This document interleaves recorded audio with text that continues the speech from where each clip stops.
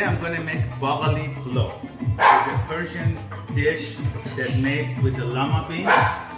The lama bean we use is a little bit large one with no skin on it. You can buy it from Persian supermarket. The one that I used looked like was it's called peeled broad bean. Show how to make the main ingredient, which is the meat, which is applied to almost every Persian dish. You take a nice pot like this. You start with the onion. You don't put the oil in it because that way you don't get as much splatters. First, you do this about 5 minutes till steam starts coming out and some of the water out of the onion is out. And then later on, you add some oil. You cook the onion till it becomes really nice and brown. Okay? Important to put the meat at a very high heat, and you want to really saute it good with the onion and braise it really. I would put the bones, these are bone marrows. I would put it at the end when it's boiling, but for right now I just want to put the actual meat, which I cut from the lamb shank. Next cooks. So now spices where everybody gets nervous, how much they put. So chef here. Okay, so the way I do it is, for this, I just go like if I want to add enough to eat. So I just cover it. So it's obviously a lot more meat, so you end up putting a lot more turmeric. Turmeric is a tenderizer, it's very good for you. And it's the main ingredient in curry, in the yellow curry. The other ingredient is pepper. Most Persians are scared of putting. I put a lot of pepper. It brings the real flavor out of the meat food. And you don't have to worry about it getting too spicy. And then, of course, salt. The salt is the same idea with the salt. If you don't know how much to put, just go like if there is enough meat here. I just like how much salt you put if you were going to eat those individually. Now, I learned this idea from my grandma. She was cooking rice. I remember I was maybe 4 or 5, and she was measuring the rice with a little glass. I said, "What are you doing?" He said, she grew up in a house with like a 12, 14 kid. When my grandfather those days had a couple of wives, and she was cooking for at least 12, 14 people. And sometimes the guests would come and they need to. So she was using a glass which was like a tea glass. So for each guest I used one of these. So that's how she measured. And I used the same idea so that always, because when you put the rice in the pot, you can't judge how big it is. So you end up with little or too much. So if I'm cooking for 7, this glass is generally good for 2 people. So I put 1. And I also conscious of the fact that I'm putting lama bean in it. So it's going to add a little bit more. So that's 2. So I'm probably going to put 4 of this. Okay, so I wash it twice. Usually they say till the water is clear. To me, this is clear enough. You want to cover the rice at least this much with one. They usually say with 1 band of your finger. So you can see I covered the rice. So now, since this is going to be simmering, I'm going to push it back in the back burner and put the rice in here.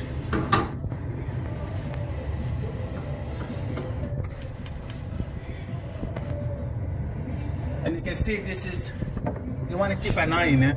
You see they start getting juice.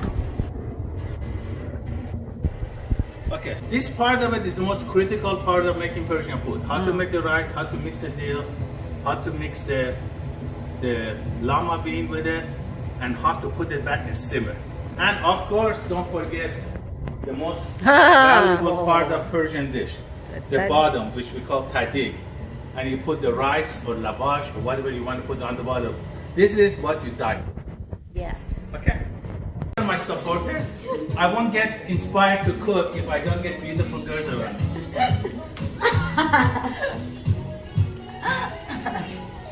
Wow, look at the chef. So you get a good cook, Chef. you get a lot of supporters. Okay, so the rice is getting ready. We tasted it. There's no more crunch in it. It's getting soft. So now we are taking it to a strainer.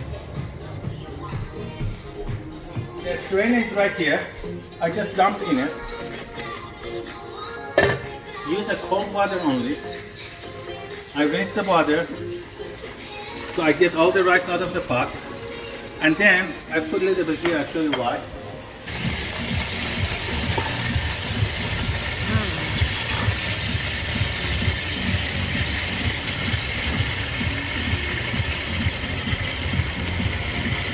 So first I do is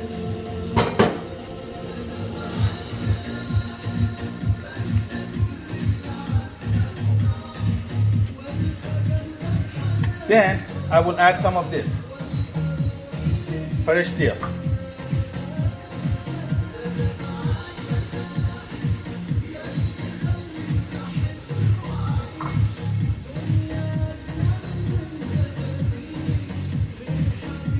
You want to make sure it's even. You can use your finger to mix it up.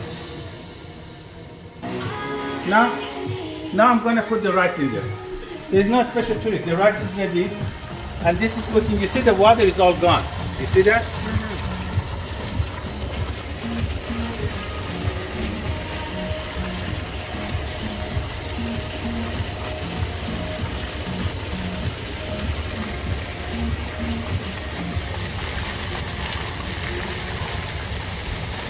Nice Now, color. another trick, which is not a trick, basically is this. You put this hole for the steam to go through the rice. I forgot one thing during all this discussion. I forgot to mix the garlic. So I put it on the top. It doesn't matter because when we serve it, it's going to get mixed anyway. So I took a regular lid and I took a thin towel and I wrapped on the top. And I put this on top of it. Now, two things I warn you. Once you put it on, never take it off. Now, when you put it on, when the steam starts coming up, is when you're putting it on, and then you turn this to the low. Now, one other thing, for padding the bottom not to burn, I would put it on something like this with little height to keep it away from the fire. So keep the distance. So I put it here. Okay. So this can be here for 2 hours, 3 hours. Nothing wrong. Okay. So in about hour and 15 minutes is ready. What I need to do is turn it off. Why? Because we're going to eat at 7 o'clock. I don't need to turn it on. It's ready. 2 hours before the food, I turn it on at low heat, and it will be ready. But you don't pick up the cover again. This is it. You pick it up, you ruin it. See you during the eating. After 2 hours of simmering, you just do this to the bottom.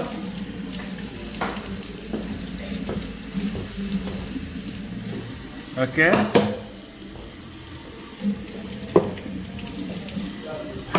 Okay, then you come here, come follow me. Now you serve it.